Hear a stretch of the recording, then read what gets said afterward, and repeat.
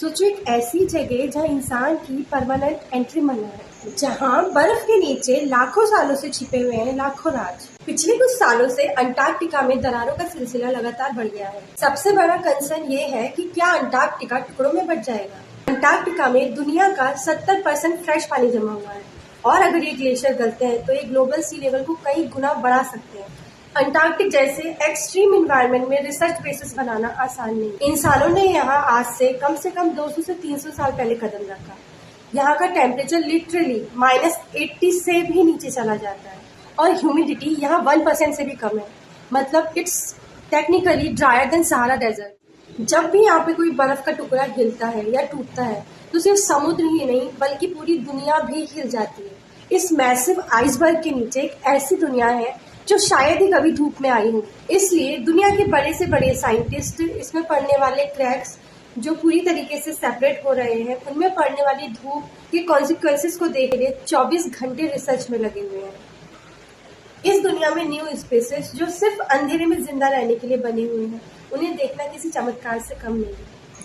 16वीं सदी से सब मानते थे कि साउथ में एक अननोन लैंड है। सन 1820 में रशियन एक्सप्लोरर ने पहली बार अंटार्कटिक ओशन देखा। और बाद 2000 में इस ओशन को ऑफिशियली नाम दिया गया साउथर्न ओशन। तब से लेकर आज तक ये साइंटिस्ट के लिए लिविंग लेबोरेटरी है। अंटार्कटिका में कोई परमानेंट गांव या सिटी नहीं है, यहाँ पे सिर्फ रिसर्च स्टेशन है। यहाँ 70 से ज्यादा रिसर्च स्टेशंस बनाए गए हैं जिसमें मैत्री और भारती जैसे स्टेशंस भी शामिल हैं। यहाँ पे साइंटिस्ट ग्लेशियर, क्लाइमेट चेंज और माइक्रो ऑर्गेनिजम्स की स्टडी करते हैं। सोचो ये लोग -50 to 80 डिग्री की ठंड में 24 घंटे धूप हो या अंधेरा हो, ये लोग सिर्फ साइंस के लिए जीते हैं। अंटार्कटिक एक ऐसा कॉन्टिनेंट है जहाँ इंसान कभी अपना परमानेंट घर नहीं बना सकता।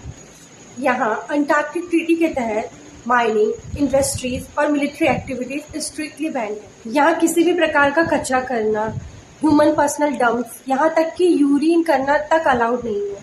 यहाँ बर्फ में लेटना या कोई सामान रखना अलाउड नहीं है। यहाँ की खूबसूरती और प्योरिटी को बचाने के लिए ये रिस्ट्रिक्शंस लगाए गए हैं। अंटार्कटिक ओशन में ग्लेशियर टूट रहे हैं और दरारें पड़ रही हैं। अगर ये बर्फ पिघलने लगी तो समुद्र का पानी दुनिया भर के समुद्र के किनारों को डुबा देगा।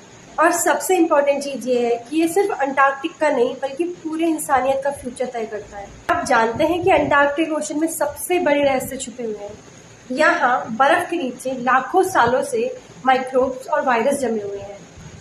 साइंटिस्ट डरते हैं अगर ये वायरस फ्यूचर में रिलीज हुए तो कई नई बीमारियां और बहुत बड़ी बीमारियां फैल सकती हैं जो शायद आज की दवाइयों से भी क्योर ना हो सके। अंटार्कटिक ओशन हमें सिर्फ बर्फ या ठंड का एहसास नहीं करवाता बल्कि ये हमें वार्निंग भी देता है कि धरती के राज अभी भी अधूरे हैं।